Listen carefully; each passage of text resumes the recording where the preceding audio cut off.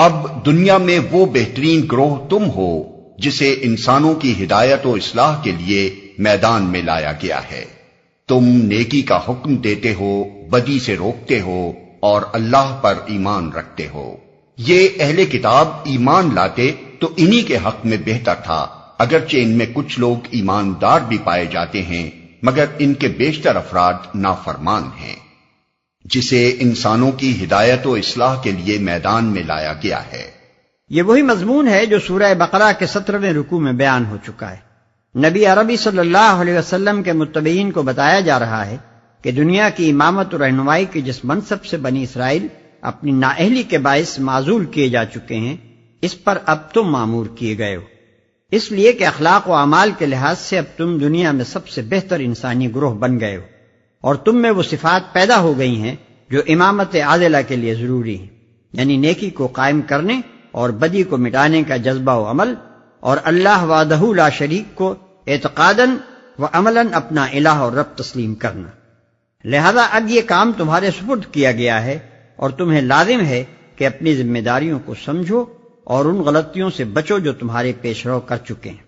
یہ اہل کتاب ایمان لاتے، یہاں اہل کتاب سے مراد بنی اسرائیل ہیں۔ یہ تمہارا کچھ بگاڑ نہیں سکتے، زیادہ سے زیادہ بس کچھ ستا سکتے ہیں۔ اگر یہ تم سے لڑیں گے تو مقابلے میں پیٹھ دکھائیں گے، پھر ایسے بے بس ہوں گے کہ کہیں سے ان کو مدد نہ ملے گی۔ یہ جہاں بھی پائے گئے ان پر ذلت کی مار ہی پڑی، کہیں اللہ کے ذمے یا انسانوں کے ذمے میں پناہ مل گئی تو یہ اور بات ہے۔ یہ اللہ کے غضب میں گھر چکے ہیں، ان پر محتاجی و مغلوبی مسلط کر دی گئی ہے، اور یہ سب کچھ صرف اس وجہ سے ہوا ہے کہ یہ اللہ کی آیات سے کفر کرتے رہے اور انہوں نے پیغمبروں کو ناحق قتل کیا۔ یہ ان کی نافرمانیوں اور زیادتیوں کا انجام ہے۔ کہیں اللہ کے ذمے یا انسانوں کے ذمے میں پناہ مل گئی تو یہ اور بات ہے۔ یعنی دنیا میں اگر کہیں ان کو تھوڑا بہت امن چین نصیب بھی ہوا ہے تو وہ ان کے اپنے بلبوتے پر قائم کیا ہوا امن و چین نہیں ہے، بلکہ دوسروں کی حمایت اور مہربانی کا نتیجہ ہے۔ کہیں کسی مسلم حکومت نے ان کو خدا کے نام پر امان دے دی، اور کہیں کسی غیر مسلم حکومت نے اپنے طور پر انہیں اپنی حمایت میں لے لیا۔ اسی طرح بسا اوقات انہیں دنیا میں کہیں زور پکڑنے کا موقع بھی مل گیا ہے، لیکن وہ بھی اپنے زور بازو سے نہیں، بلکہ محض بپائے مرد یہ ہمسایہ۔ مگر سارے اہل کتاب یکساں نہیں ہیں، ان میں کچھ لوگ ایسے بھی ہیں جو راہ راست پر قائم ہیں، راتوں کو اللہ کی آیات پڑھتے ہیں اور اس کے آگے سجدہ ریز ہوتے ہیں، اللہ اور روز آخرت پر ایمان رکھتے ہیں، نیکی کا حکم دیتے ہیں، برائیوں سے روکتے ہیں اور بھلائی کے کاموں میں سرگرم رہتے ہیں۔ یہ صالح لوگ ہیں، اور جو نیکی بھی یہ کریں گے اس کی ناقدری نہ کی جائے گی۔ اللہ پرہیزگار لوگوں کو خوب جانتا ہے۔ رہے وہ لوگ جنہوں نے کفر کا رویہ اختیار کیا تو اللہ کے مقابلے میں ان کو نہ ان کا مال کچھ کام دے گا نہ اولاد، وہ تو آگ میں جانے والے لوگ ہیں اور آگ ہی میں ہمیشہ رہیں گے۔ جو کچھ وہ اپنی اس دنیا کی زندگی میں خرچ کر رہے ہیں اس کی مثال اس ہوا کی سی ہے جس میں پالا ہو، اور وہ ان لوگوں کی کھیتی پر چلے جنہوں نے اپنے اوپر آپ ظلم کیا ہے اور اسے برباد کر کے رکھ دے۔ اللہ نے ان پر ظلم نہیں کیا، در حقیقت یہ خود اپنے اوپر ظلم کر رہے ہیں۔ اس کی مثال اس ہوا کی سی ہے جس میں پالا ہو، اور وہ ان لوگوں کی کھیتی پر چلے جنہوں نے اپنے اوپر آپ ظلم کیا ہے اور اسے برباد کر کے رکھ دے۔ اس مثال میں کھیتی سے مراد یہ کشت حیات ہے جس کی فصل آدمی کو آخرت میں کاٹنی ہے۔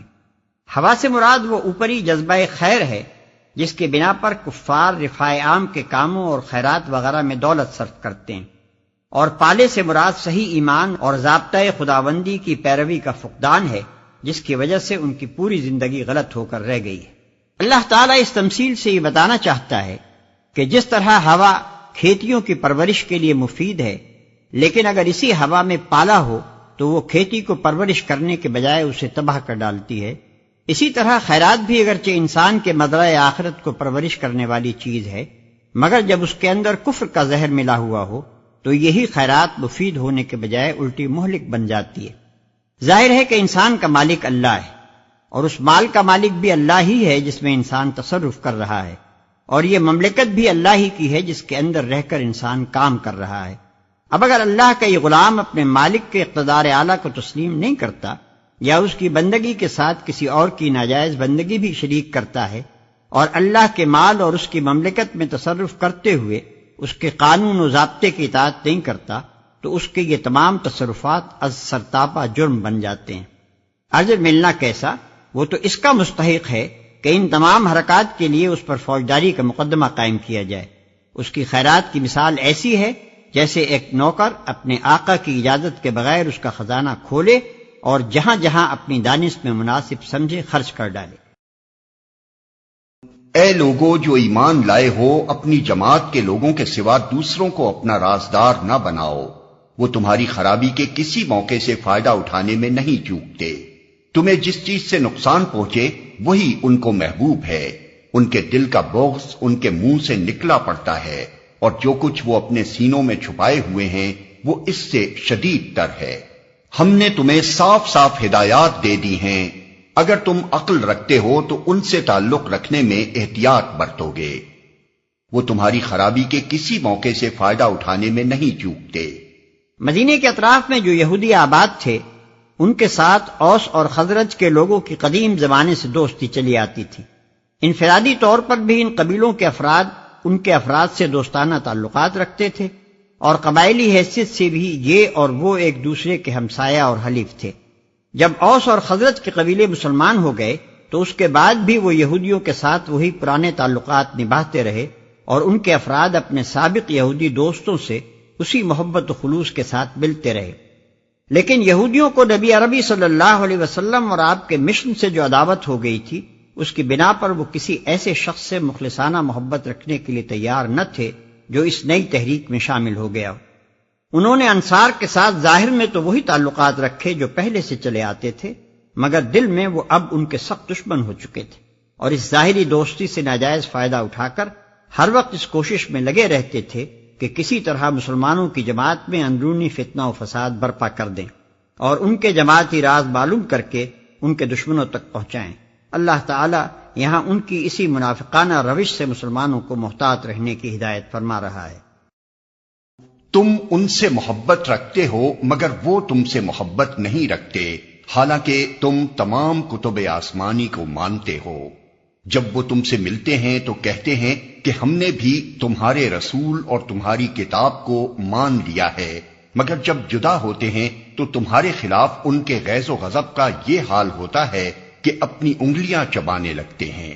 ان سے کہہ دو کہ اپنے غصے میں آپ جل مرو، اللہ دلوں کے چھپے ہوئے راز تک جانتا ہے، حالانکہ تم تمام کتب آسمانی کو مانتے ہو۔ یعنی عجیب ماجرا ہے کہ شکایت بجائے اس کے کہ تمہیں ان سے ہوتی، ان کو تم سے ہے۔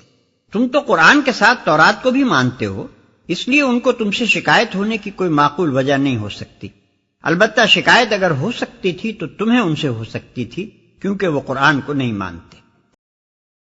تمہارا بھلا ہوتا ہے تو ان کو برا معلوم ہوتا ہے، اور تم پر کوئی مصیبت آتی ہے تو یہ خوش ہوتے ہیں، مگر ان کی کوئی تدبیر تمہارے خلاف کارگر نہیں ہو سکتی، بشرطے کہ تم صبر سے کام لو اور اللہ سے ڈر کر کام کرتے رہو۔ جو کچھ یہ کر رہے ہیں اللہ اس پر حاوی ہے۔